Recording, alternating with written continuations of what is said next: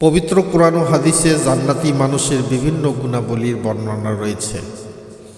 এর মধ্যে সূরা আল মুমিনুন এবং প্রথম কয়েকটি আয়াতে এমন 6টি গুণের কথা বলা হয়েছে যা কোনো মুমিনের মধ্যে থাকলে তার জন্য জান্নাতুল ফেরদাউস সুসংবাদ রয়েছে।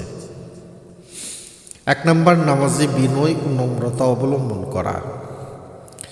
জান্নাতীদের প্রথম গুণ হলো তারা তাদের সালাতে বিনয়ী ও নম্র। আল্লাহ তাআলা বলেন, কদ আফলাহাল মুমিনুন আল্লাযীনা হুম ফি সালাতিহিম খাশিউন।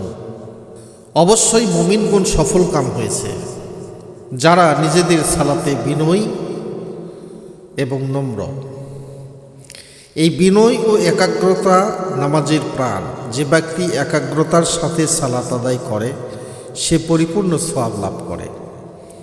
2 নম্বর, অনর্থক কথাবার্তা ও কাজ থেকে বিরত থাকা।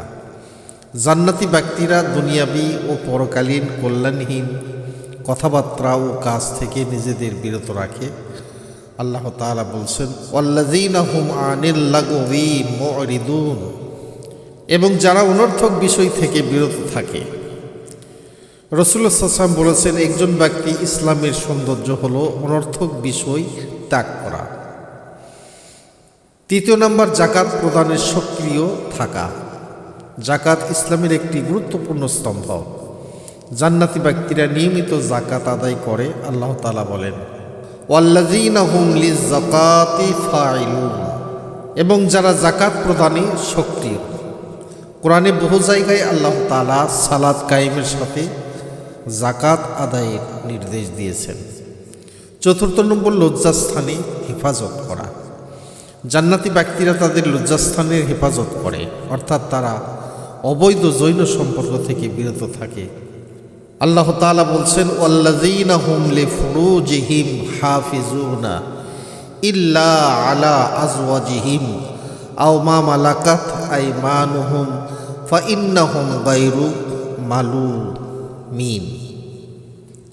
এবং যারা নিজেদের লজ্জাস্থানে হেফাজত করে নিজেদের স্ত্রী বা অধিকারভুক্ত দাসী ছাড়া, এতে তারা নিন্দনীয় হবে না। 5 নম্বর, আমানত ও অঙ্গীকার রক্ষা করা। আমানত রক্ষা করা, প্রতিশ্রুতি পালন করা মুমিনের অন্যতম বৈশিষ্ট্য। আল্লাহ তাআলা বলছেন, ওয়াল্লাযীনা হুম লিআমানাতিহিম ওয়া আহদিহিম রাউন। এবং যারা নিজেদের আমানত ও প্রতিশ্রুতি রক্ষা করে। 6 নম্বর, সালাতের প্রতি যত্নবান হওয়া।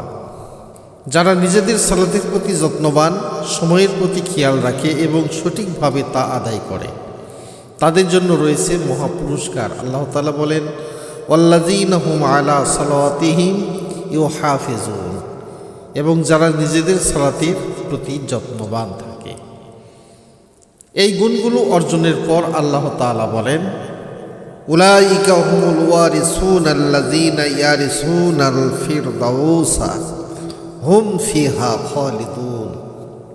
তারাই উত্তরাধিকার লাভ করবে, তারা শীতল ছায়াময় জান্নাতুল ফেরদাউসের উত্তরাধিকারী হবে, যাতে তারা হবে স্থায়ী অবস্থানকারী।